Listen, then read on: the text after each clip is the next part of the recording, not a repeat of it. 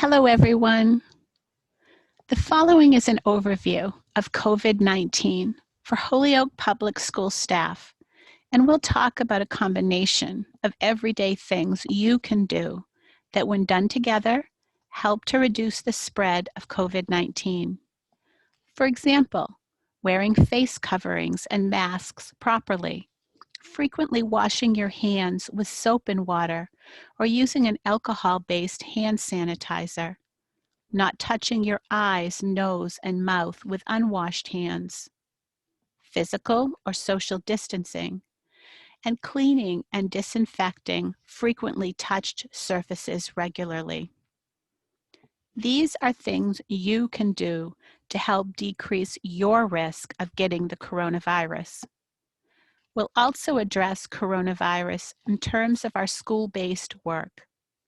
This is a general overview, and if you have questions after watching our PowerPoint, please contact the nurse at your school, since our district's nurses are very knowledgeable about the virus and will be happy to assist you. It is not one mitigation strategy, but a combination of all these strategies taken together that will reduce the risk of transmission. No single strategy can ever be perfect, but all strategies together will reduce risk.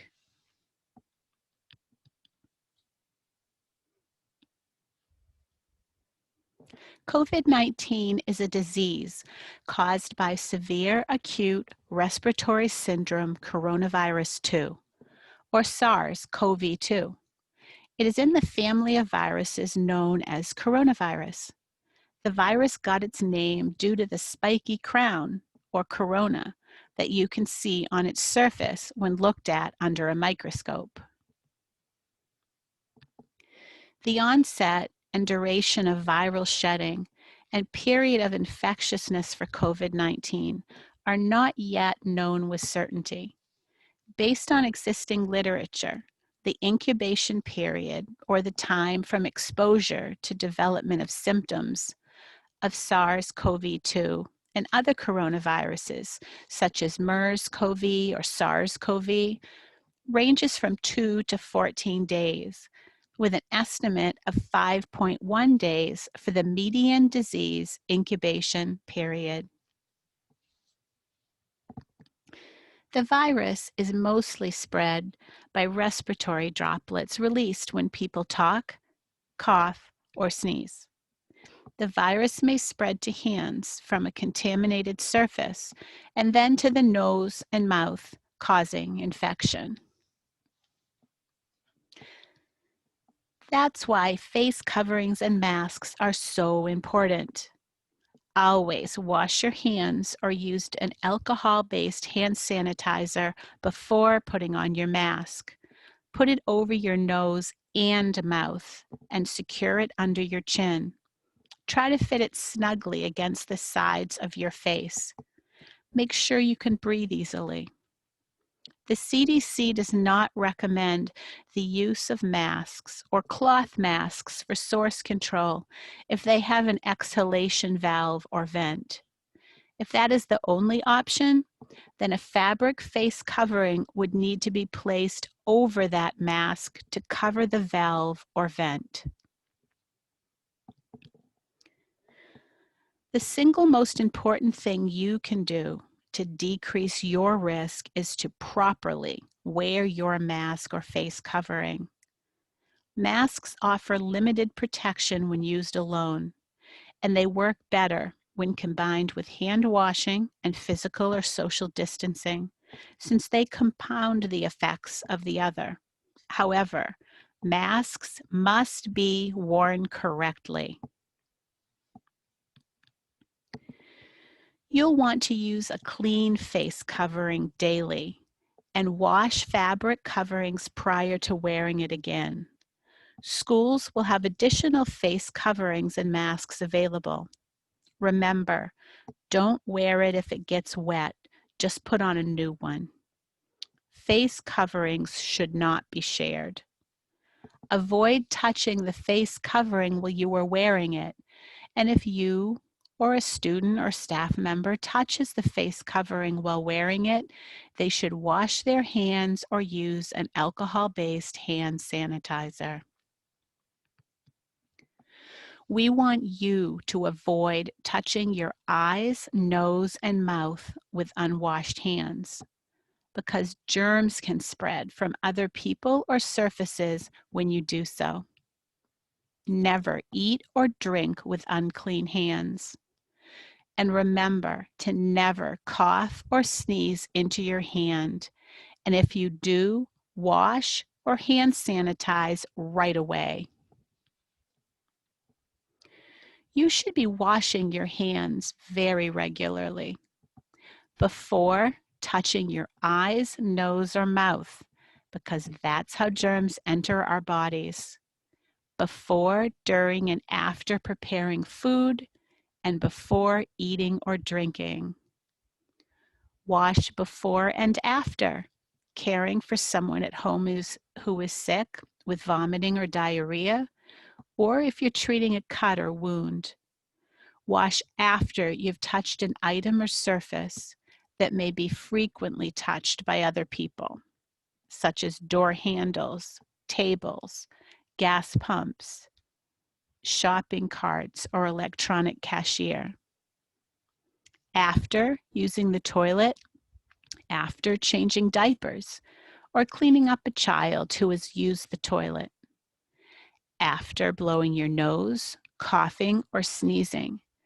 After touching an animal feed, or animal waste. After handling pet food or pet treats.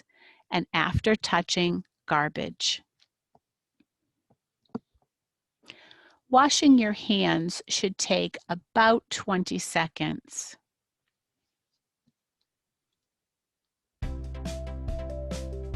Wet your hands with water. Apply soap, rub your hands palm to palm, and wash the backs of both hands and in between your fingers. Then palm to palm with fingers interlocked.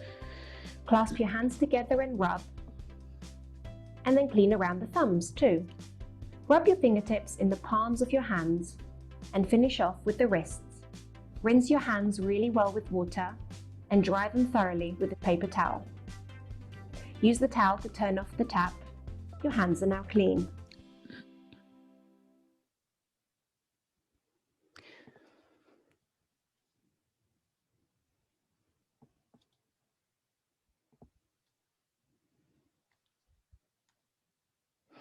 Holyoke Public Schools have a standing order for students to use alcohol-based hand sanitizer at school, and students can use it up to 1 time per hour in addition to hand washing. You'll want to apply the gel product to the palm of one hand. Read the label to learn the correct amount.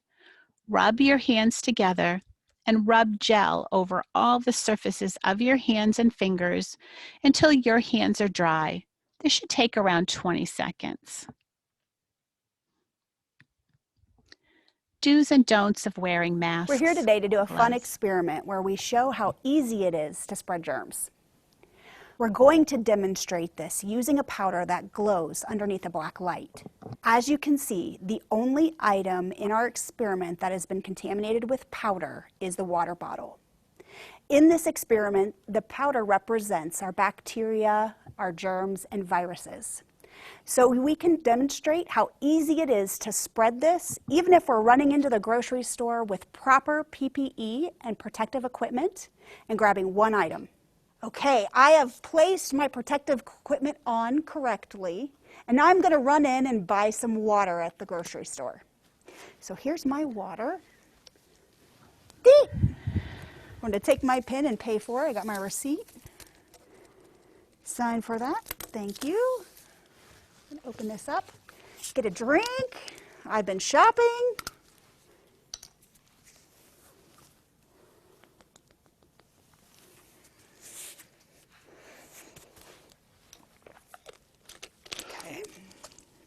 Spread this out.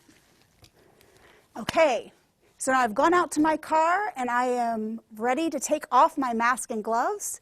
And I want to show you how important it is that we do this in the right order, in the right way.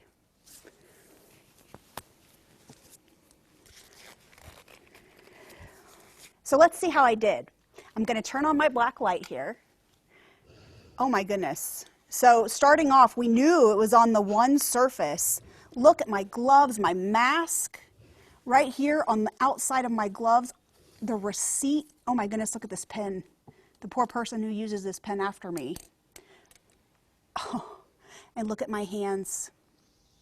Oh my goodness, the worst part about this is when I remove my mask, I did not use the proper procedure, which means that that must be on my face too. COVID-19 spreads through getting in your nose and in your mouth. And now this is really close to my nose. But it doesn't have to be that way. I've been a nurse for 14 years, and I'd like to give you some tips and tricks for how to put on your personal protective equipment and take it off safely so that you don't have to be afraid to go to the grocery store. So let's talk about the cloth masks. It all starts with our hand hygiene. It's always all about hand hygiene. Either our alcohol foam hand sanitizer or good old soap and water. So we want to clean our hands before we put the mask on. Hand hygiene is the #1 way to prevent the spread of any infection. And that's true with COVID as well. So you want to let your hands dry if you've used hand sanitizer.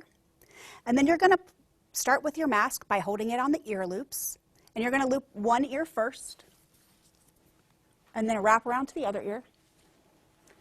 And you want to make sure that the mask actually covers your nose and your chin and your mouth. If you have a metal piece in your nose, you want to make sure that it seals over the bridge of your nose. Those of you who wear glasses, this will also help prevent your glasses from getting foggy. You want to make sure that there's as good of a seal as possible around the edges of your face and underneath your chin so that nothing is getting up underneath there.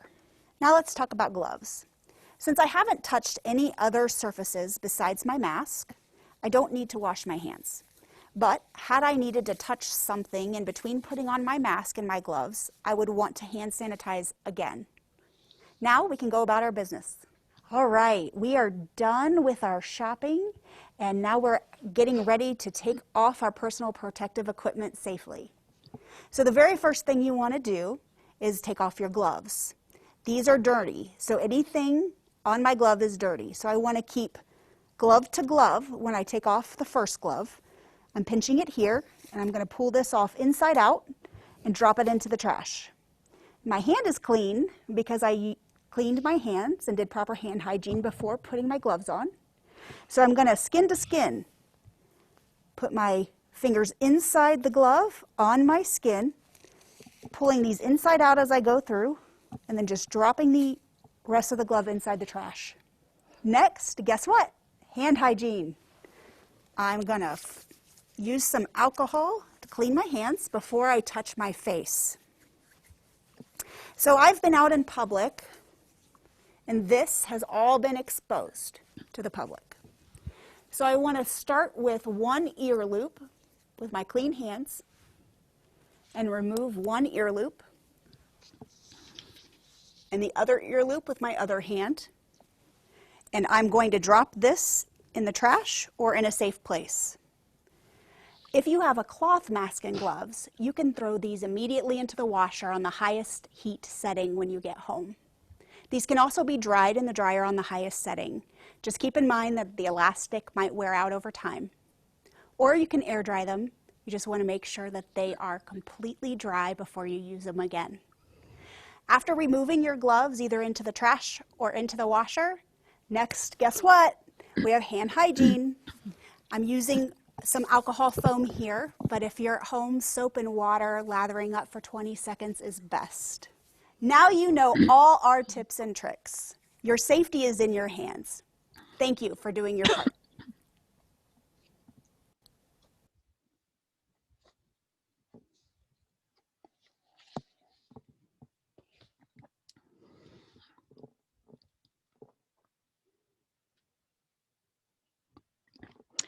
Another important mitigation strategy is making sure to clean and disinfect frequently touched surfaces regularly throughout the day. Depending on their job responsibilities, some staff will wear personal protective equipment or PPE, such as a gown, goggles, face shield, gloves, or booties, in addition to their mask or face covering. Staff will work with their building's nurse to discuss when PPE is necessary, what kind of PPE, how to properly put it on, adjust, wear, and take it off, the limitations of the equipment, and proper care, maintenance, useful life, and disposal. Social distancing, also called physical distancing, means keeping a safe space between yourself and other people who are not from your household. To practice social or physical distancing, stay at least 6 feet, about 2 arms length, from other people who are not from your household in both indoor and outdoor spaces. When 6 feet is not feasible, 3 feet is an acceptable minimum, as long as staff and students wear masks covering the nose and mouth at all times. If the 3 feet minimum is applied on the bus, all staff and students, regardless of age, must wear masks at all times.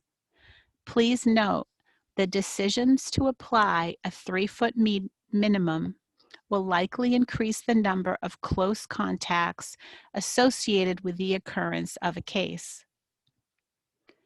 Social distancing should include staying away from people who are sick. It should be practiced in combination with other actions to reduce the spread of COVID-19, including wearing face coverings or masks, avoiding touching your face with unwashed hands, and frequently washing your hands with soap and water for at least 20 seconds, or use an alcohol-based hand sanitizer. These are the signs and symptoms of COVID-19. Although sometimes an individual is positive for the virus and does not show any symptoms.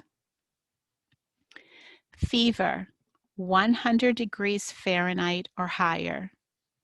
Chills or shaking chills.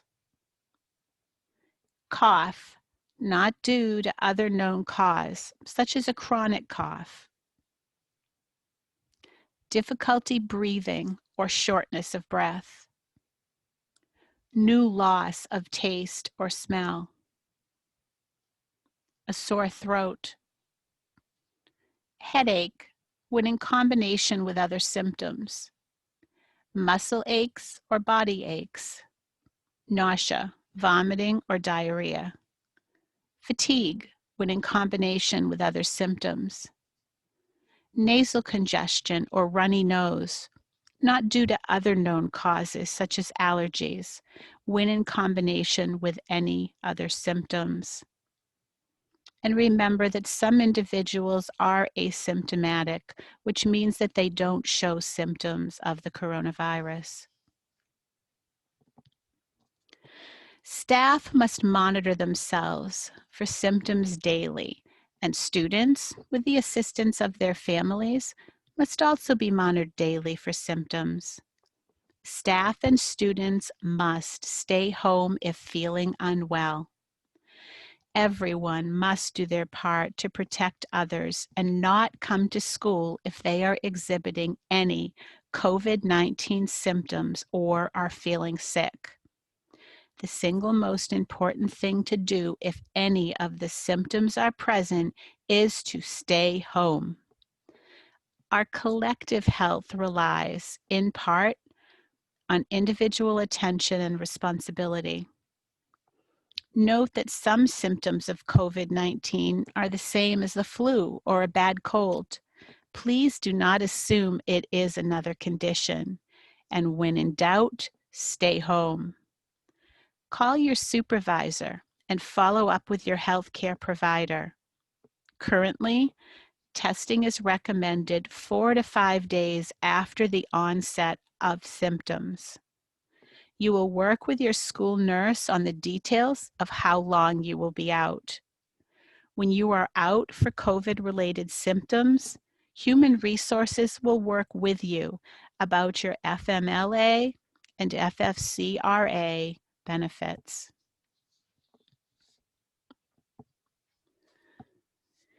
Close contact of a positive COVID-19 case should be tested.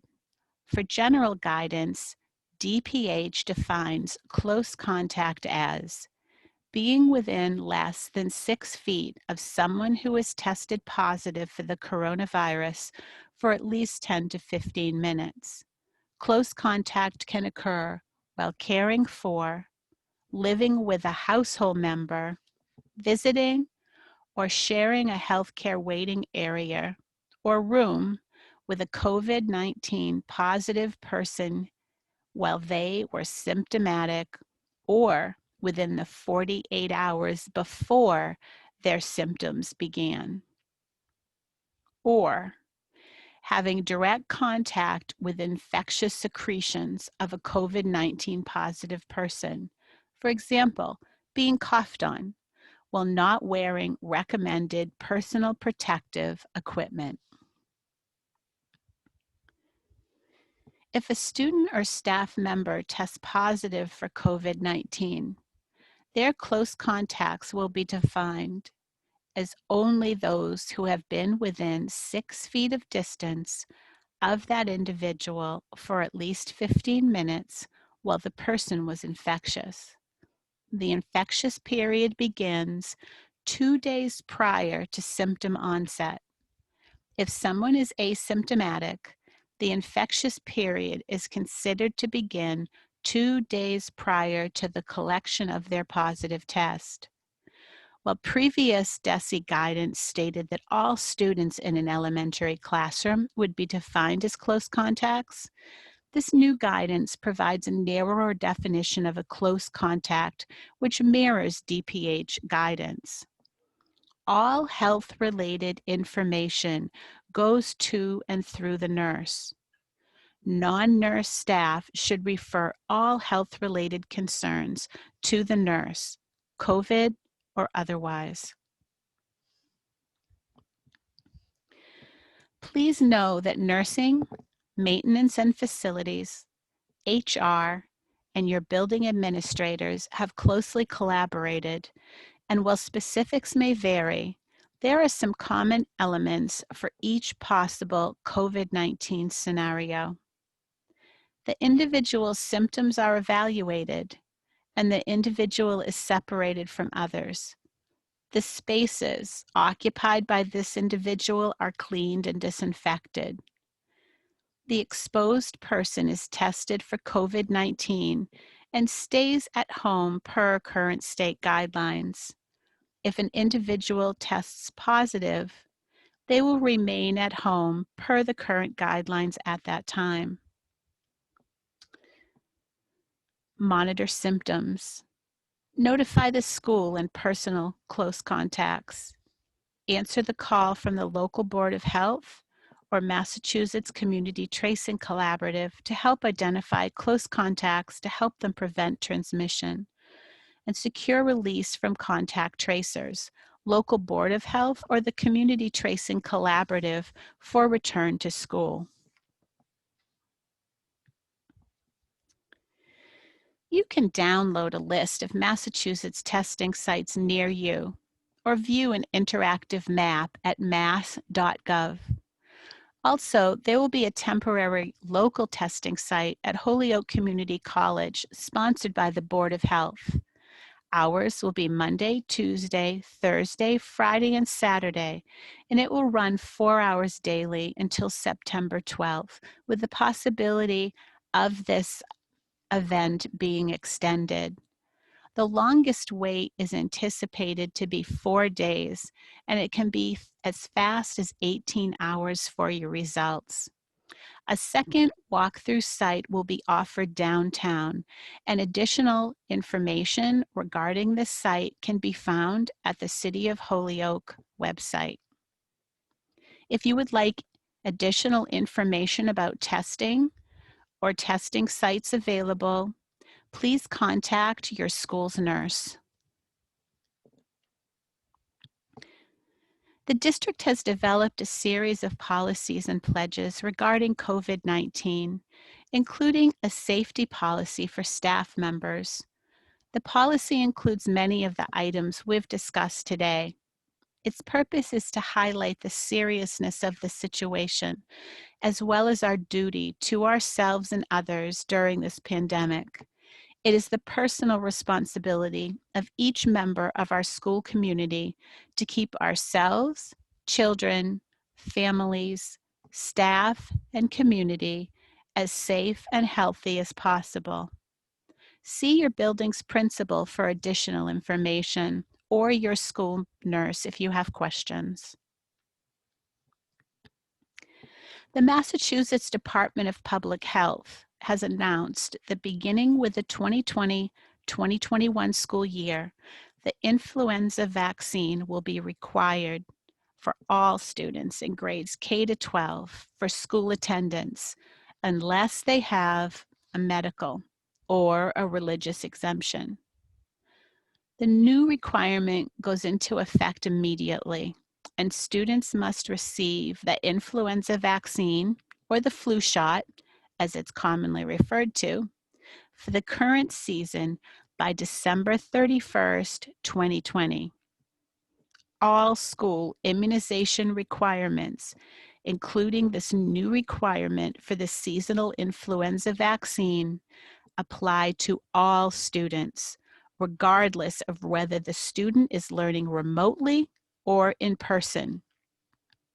Many questions remain about how the flu season might affect the pandemic and vice versa. Flu cases are expected to increase early in October, and this could last late into May. This makes September and early October the ideal time to get your flu shot this year. HPS nurses are sponsoring outdoor flu clinics at several school locations in September. We hope you'll join us.